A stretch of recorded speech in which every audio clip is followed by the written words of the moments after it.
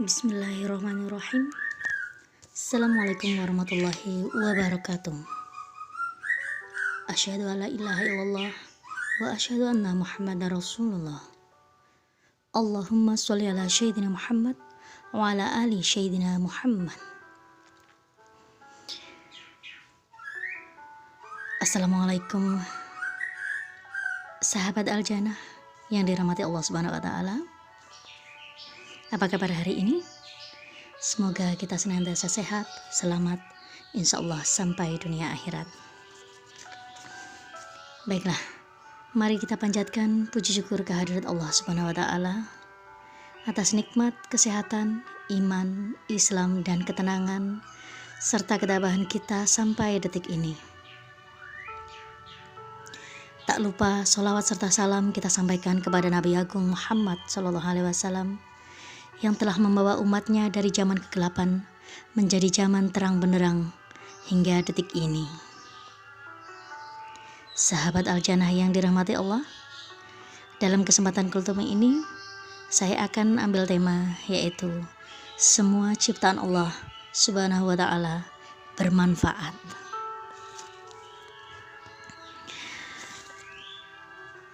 Marilah hari ini kita masih merenungkan dalam suasana ikhtiar ini, dalam suasana mewabahnya virus di seluruh dunia. Apa sih hikmah dalam penciptaan wabah ini? Sesungguhnya dalam penciptaan langit dan bumi, silih bergantinya malam dan siang. Dari langit, lalu dengan air itu Allah hidupkan bumi sesudah mati. Dan dia sebarkan di bumi itu dengan segala jenis hewan dan pergeseran angin, awan yang dikendalikan antara langit dan bumi. Sungguh terdapat tanda-tanda keesaan Allah bagi kaum yang memikirkan. Itulah Quran Surat Al-Baqarah 164.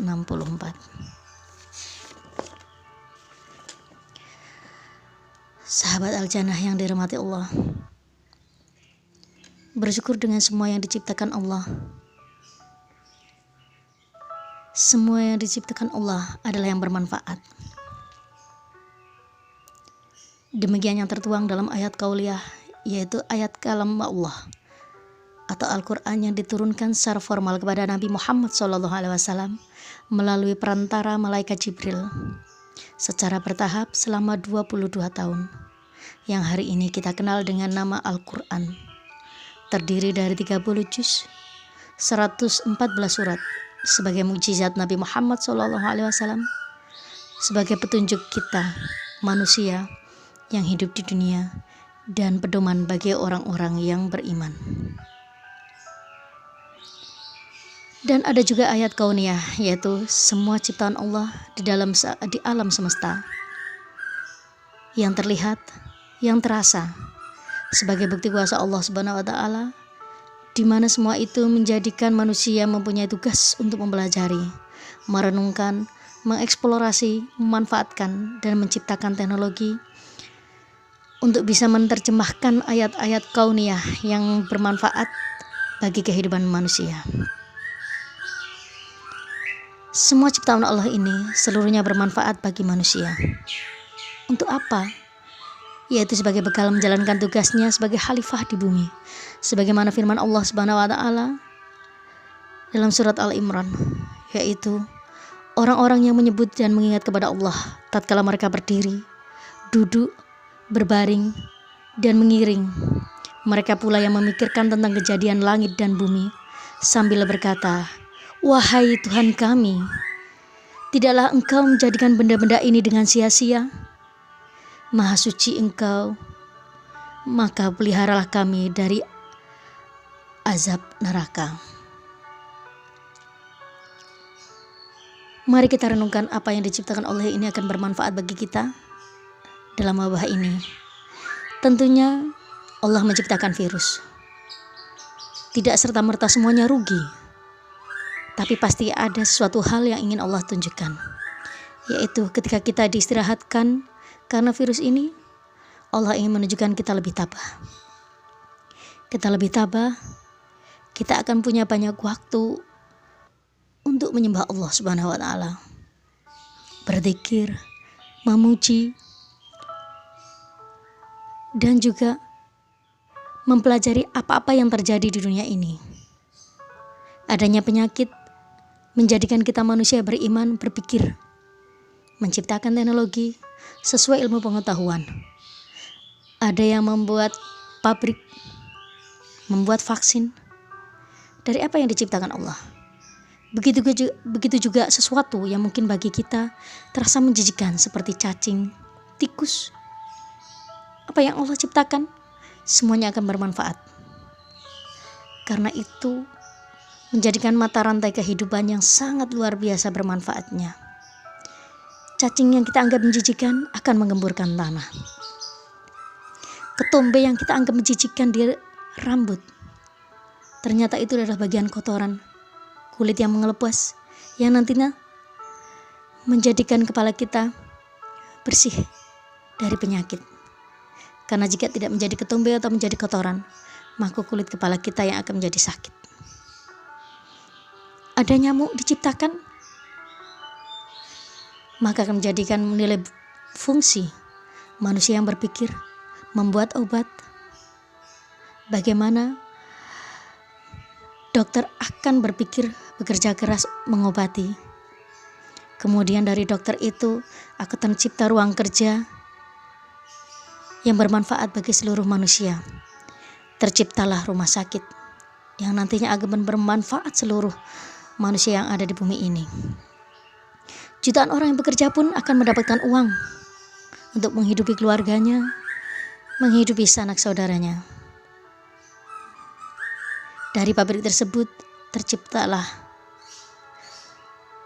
sesuatu hal yang akan berefek pada kehidupan kita selamanya. Begitupun dengan wabah sakit kali ini. Wabah yang sangat ditakutkan oleh manusia-manusia itu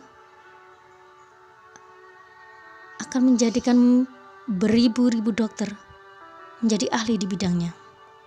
Berdirilah rumah sakit yang baru, menangani penyakit. Terciptalah obat-obat baru untuk menyembuhkan penyakit. Dan manusia-manusia yang terpapar sakit itu akan segera terobati karena ilmu pengetahuan dari manusia yang berpikir. Begitu juga dengan keringat yang bau. Dari kulit kita keluar kotoran, dari mata keluar kotoran, dari hidung keluar kotoran, dari telinga semuanya kotoran. Mengapa Allah ciptakan kotoran? Bagi kita menjijikkan, bagi orang lain menjijikkan. Tetapi ternyata Allah menciptakan kotoran itu akan sangat bermanfaat. Karena ketika kotoran tidak dikeluarkan, maka akan timbullah penyakit dalam diri kita, dalam tubuh kita. Dan begitulah Allah menciptakannya segala sesuatu dengan detail. Dan pastilah semuanya ada manfaatnya. Bagaimana kalau kita tidak kentut? Pasti akan terasa sakit perut kita karena kotoran tidak bisa keluar. Padahal kentut itu adalah suatu hal yang sangat menjijikkan.